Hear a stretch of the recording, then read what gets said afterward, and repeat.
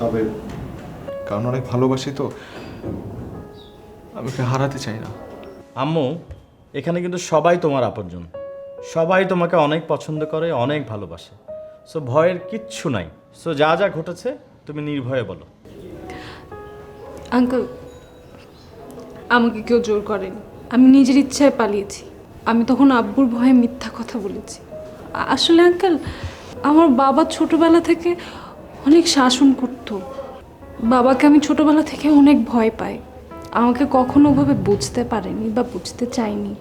আর আম্মু তো আব্বুকে অনেক ভয় পায়, তারা কখনো আমার মনের কথাটা বুঝতে চায়নি। আমি ছোটবেলা থেকে যা চেয়েছি তাই পেয়েছি, কিন্তু আমার একটা মন আছে, আমারও ভালো লাগা মন্দ লাগা আছে। আমার বাবা অনেক বড় একজন নেতা, তার মান সম্মান আছে, কিন্তু আমি তো রুমিকে ভালোবাসি। রুমি আমাকে একমাত্র বুঝতে পারে। সেই ভোরবেলা থেকেও আমার জন্য পার্কে বসে থাকে এক নজর দেখার জন্য। ও আমার চোখের দিকে তাকিয়ে বলে দিতে পারে আমি এখন কি বলতে চাচ্ছি। ও আমার কণ্ঠ শুনে বুঝতে পারে আমার মন খারাপ কিনা। আমি একটু ভালো থাকতে চেয়েছি আঙ্কেল। আমি চেয়েছি এমন একজন মানুষের সাথে থাকতে, যে মানুষ হিসেবে ভালো, যে আমাকে বুঝতে পারে, যে আমাকে সারা জীবন ভালো রাখবে। আমি কি অনেক বড় অন্যায় করে ফেলেছি আঙ্কেল?